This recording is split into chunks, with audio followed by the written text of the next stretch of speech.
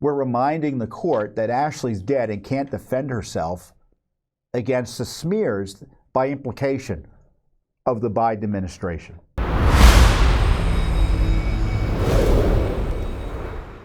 The other big news is our Ashli Babbitt lawsuit. We filed a lawsuit, a $30 million wrongful death lawsuit against the United States government on behalf of Ashli Babbitt's family, her estate specifically, and her widower, Aaron Babbitt. And that lawsuit was filed earlier this year. And the first reaction, practically speaking, of the Department of Justice, which has to defend this lawsuit, was to move it out of the court in which we filed it in San Diego, where Ashli and her husband lived, and they wanted to move it to Washington, D.C. Why do you think they wanted to move it to Washington? Why do you think they wanted to move it to Washington, D.C.? Why do you think the Biden Justice Department wants the Ashli Babbitt litigation related to her wrongful death to be heard by courts in Washington, D.C.? I'll give you a second to shout your answer. You're right. It's because they think they have more friendly judges here who are anti-Trump and biased against Ashli and anyone else involved in January 6th. We asked the federal court to deny the U.S. government's request to transfer the wrongful death lawsuit, as I say, from California to Washington, D.C., as it would prejudice the case and be unjust for Ashli's family if it were transferred. We filed the lawsuit on January 5th, the day before January 6th, earlier this year, in the U.S. District Court for the Southern District of California, on behalf of Ashli, who is an Air Force veteran, remember that, who was shot and killed inside the U.S. Capitol by then Capitol Police Lieutenant Michael Byrd on January 6, 2021. Ashli is the only homicide victim that day. Okay? Officially, she's the only homicide victim, needlessly shot and killed by Lieutenant Byrd. She was a 35-year-old resident of San Diego, young woman, 35, just shot down, where she owned and operated a successful pool business with her husband, Aaron. She traveled to from San Diego to D.C. to attend the Women for America First, the Save America rally on January 6th at the Ellipse. And I want to talk to you about the shooting again. The shooting occurred in the east entrance of the Speaker's lobby. After demonstrators filled the hallway outside the lobby, two individuals in the crowded, tightly packed hallway struck and dislodged the glass panels in the lobby doors and the right door side light. Lieutenant Byrd, who was a United States Capitol Police commander and was the incident commander for the House on January 6, 2021, shot Ashli on sight as she raised herself up into the opening of the right door side light.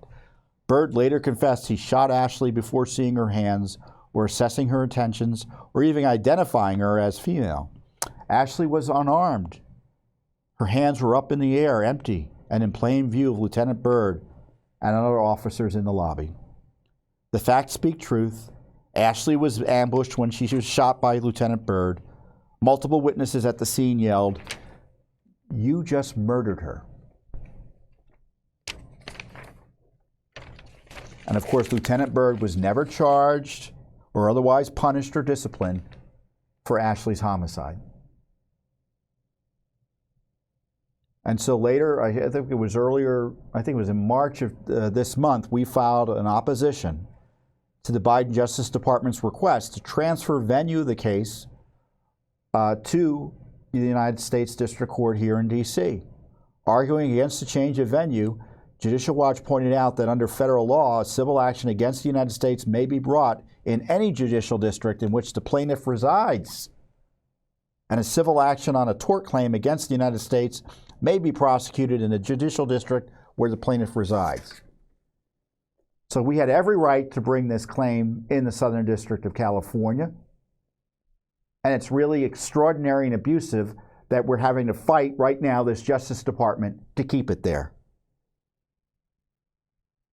But we cut right to the chase in their brief. Defendant's position to transfer venue illustrates and underscores the prejudice and injustice that plaintiffs would face if venue were transferred to the District of Columbia.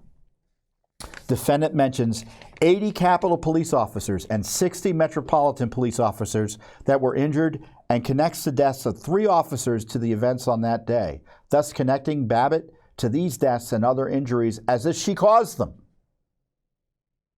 The request for a change of venue is clearly influenced by the defendants, meaning the U.S. government, the Biden gang, strongest motivation for changing venue, which is to select the forum where it feels it will receive a favorable process and outcome based on adversity against January 6 defendants.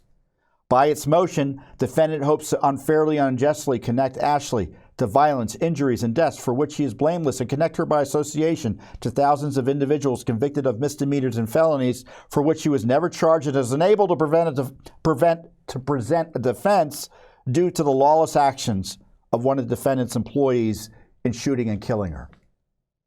That's right. We're reminding the court that Ashli's dead and can't defend herself against the smears by implication of the Biden administration. It's no secret that the District of Columbia is a hostile forum for January 6 defendants. It is also prejudicially biased against Ashli Babbitt. For example, during a recent sentencing hearing in the District of Columbia, United States versus Daniel Goodwin, District Judge Reggie B. Walton made the following statements to the defendant and his counsel regarding the shooting of Babbitt. So Judge Walton is a senior judge. I don't think he's literally senior. He may be. Here in the District of Columbia. He's been on the bench for years. The court said this, and this is what we say.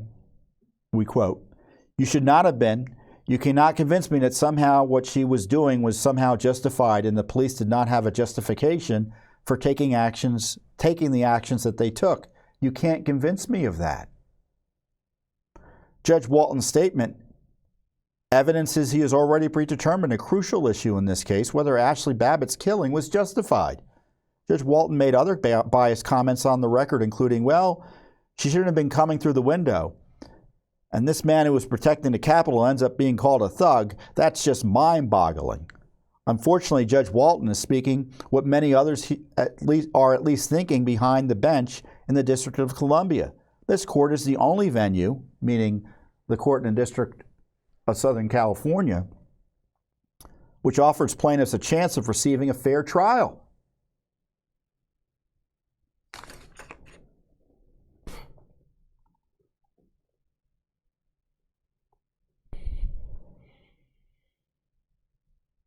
I'm angry.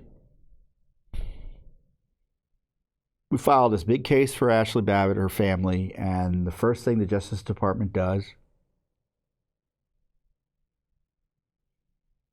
is try to get it moved here so they can get an anti-Trump judge, an anti-January 6er judge. Try to rig it, forum shop, judge shop, whatever you want to call it.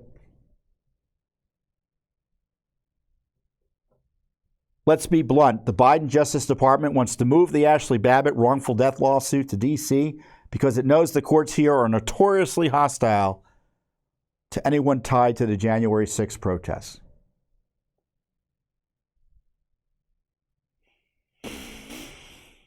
So that's where it stands. The judge has the documents, all the briefs. The case or the issue has been fully briefed. I expect the court will rule soon. And by soon, I don't know what soon means. I would say within a month. But who knows? I don't know. So this is the sort of work Judicial Watch does. We filed a lawsuit, but of course, you hear that, right? But then that's only the beginning of the work. And so we're facing this major battle against the Biden Justice Department as they try to move this case from California to here in D.C., where they hope, in my view, to try to rig the outcome by getting a friendly judge.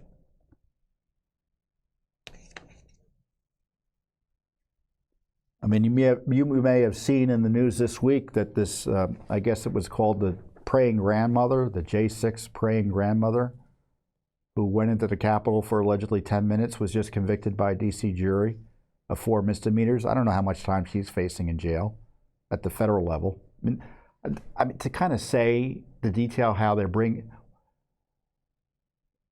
to describe that a grandmother or a great-grandmother is being charged with 4 misdemeanors in federal court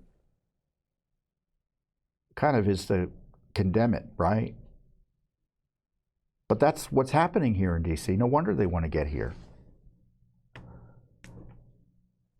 So I encourage you to read up on our case. There's a lot of detail in the Ashli Babbitt lawsuit that you would not have heard anywhere else, like the allegation that Lieutenant Byrd put out a false police radio call, that shots were fired, suggesting he was under fire when he was the only person who fired his weapon. And other problems with the way Byrd has behaved previously, both as a police, in terms of the handling of his gun and shooting it in unusual circumstances before. And again, this is a congressional police officer, the Capitol Police. I'd like to know where Congress is on all this. I'm not quite sure how it works legally, right? We sued the U.S. government over that congressional employee. It's a federal employee in the end. I'd like to know where what the Speaker thinks of all this. Does he have any influence in the outcome of this case? I don't know. I mean, Schumer runs the Senate, but the House is run by Speaker Johnson. Be interesting to see how it's going to turn out. So, we want justice for Ashli, and if you support this work, I encourage you to support Judicial Watch. Go to our website at judicialwatch.org, make a donation. This is the type of work we're doing. We can't do this heavy lifting without your support, and it's because of your support or the support of many other folks like you that we've been able to get this far as it is. So I want to thank those of you who have allowed us to do this great work to date, and I encourage you to continue that support, but also those of you who haven't supported us. I tell you, I think this Ashli Babbitt lawsuit is a pretty good reason to support Judicial Watch. Thanks for watching. Don't forget to hit that subscribe button and like our video down below.